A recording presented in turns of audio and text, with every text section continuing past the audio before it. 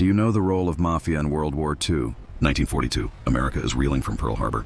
The war in Europe rages, and the lifeline for supplies and soldiers is the New York harbor. But this vital artery is under threat from an unseen enemy, Nazi saboteurs. The crown jewel of the harbor was the SS Normandy, a magnificent French ocean liner, the fastest in the world. Seized by the US and renamed the USS Lafayette, she was being converted into a troop ship, a symbol of Allied hope. Then, on February 9th, disaster struck. A spark, carelessness, or perhaps something more sinister. A fire erupted deep within the ship. It spread with terrifying speed. The ship's advanced fire suppression system tragically disconnected during the conversion. The water pumped onto the ship only worsened the situation. Top-heavy and unstable, the magnificent vessel began to list, groaning under the immense weight. In the early hours, she capsized, a catastrophic loss, lying like a dead giant in the harbor. The loss of the Normandy sparked panic at the highest levels. It wasn't just an accident. It was a terrifying message. Nazi saboteurs were on their doorstep, capable of crippling the entire war effort before it even began. The docks were the weak link. They were a world unto themselves, a 20-mile maze of cargo, shadows, and rough men. A world controlled not by the US government, but by a power that understood the shadows, the Italian-American Mafia. The Office of Naval Intelligence was desperate. They needed loyal eyes and ears inside this closed world.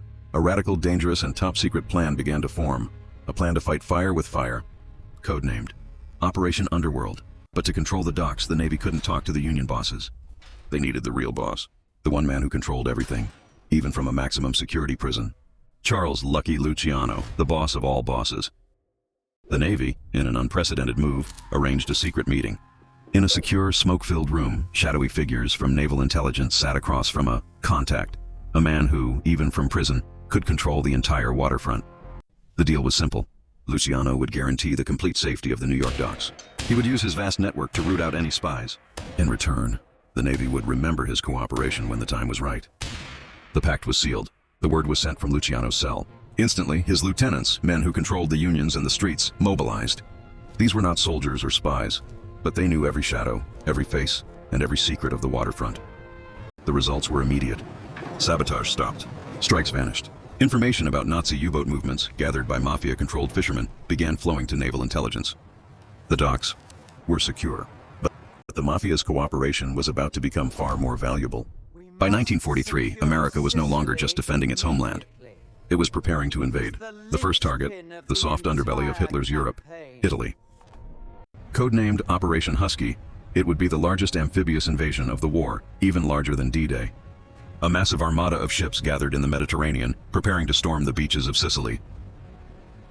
Don't miss our incredible war stories. Subscribe for more. And for the full mission, watch the full video on our channel. Link in the description. But Sicily was a fortress. It was not just defended by German and Italian troops. It was the birthplace of the Mafia. The local population was hostile to Mussolini, but they were deeply suspicious of foreign invaders. A bloody, protracted fight seemed inevitable. Allied intelligence knew they needed local help. They needed guides, translators, and a way to convince the local populace not to fight. They needed the one group of people who truly controlled the island. Once again, the Navy turned to their contact in a New York prison. The contact agreed. From his prison cell, a message was sent, not to generals, but to his counterparts in Sicily. A list of names, codes, and a single command: cooperate.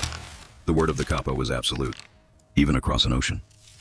The message traveled through secret channels, from New York to the Mediterranean, finally landing in the hands of Sicily's most powerful men of respect. These were the local bosses, men who despised Mussolini for trying to eradicate them, and who were now given a chance for revenge.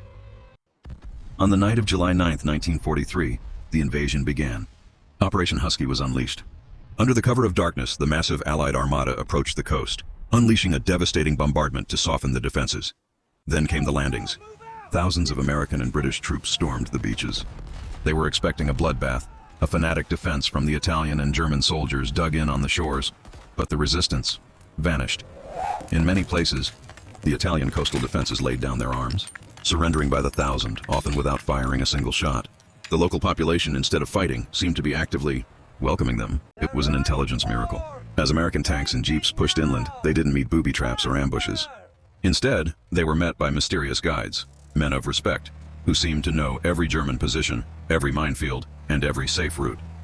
The Mafia's network was now fully activated. They passed messages, pinpointed enemy locations, and most importantly, they controlled the people. They told the local villagers that the Americans were not invaders, but liberators from the hated Mussolini. One key figure was General Patton.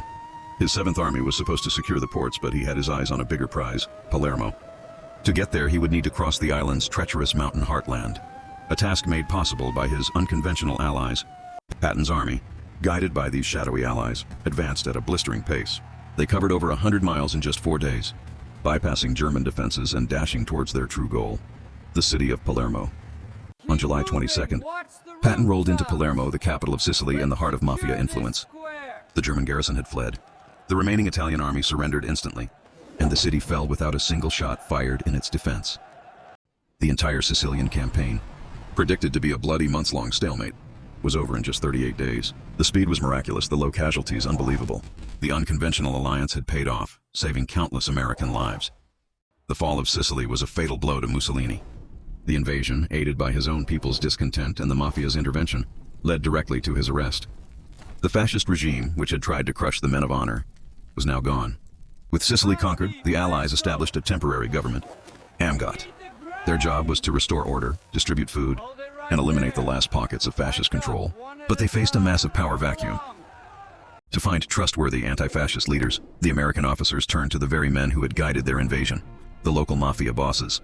These men of honor, like Don Calogero Vizzini, were suddenly transformed from outlaws into respected mayors. The mafia, which had been brutally suppressed and almost destroyed by Mussolini's regime, was now handed the keys to the island. They controlled food distribution, construction contracts, and local government, courtesy of their new American allies. It was a chilling exchange of power. The old order was restored, but it was the mafia's order. This devil's pact had saved American lives and won the battle, but it had also resurrected one of the world's most powerful criminal organizations. This new power was absolute. The Friends of Friends, as they were known, controlled the police, the courts, and the economy. They decided who ate, who worked, and who lived. The American liberation had, in effect, created a new, untouchable mafia kingdom. A massive black market erupted, siphoning off allied food, medicine, and supplies. While the population starved, the mafia network grew richer and more powerful, building a new empire under the protection of the very flags that had claimed to liberate them. And what of the architect of this victory? Back in New York, Lucky Luciano had kept his end of the bargain. The docks were secure, and Sicily had fallen. Now, it was the Navy's turn to remember his cooperation. In 1946, in a move shrouded in secrecy, Luciano's 30 to 50-year sentence was commuted to time served. He was released, not as a free man, but as an exile, deported back to his birthplace, Italy. Luciano landed in Rome, a conquering hero to the underworld. He didn't return to Sicily, but settled in Naples, where he quickly used his American connections and newfound war hero status to rebuild his empire, this time on a global scale. From here, he forged the French connection.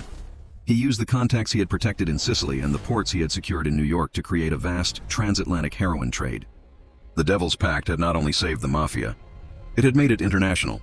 Back in America, the Mafia, once a collection of warring street gangs, was now a sophisticated, quasi-legitimate organization. Their patriotic service during the war gave them political cover and an air of invincibility. The beast was stronger than ever.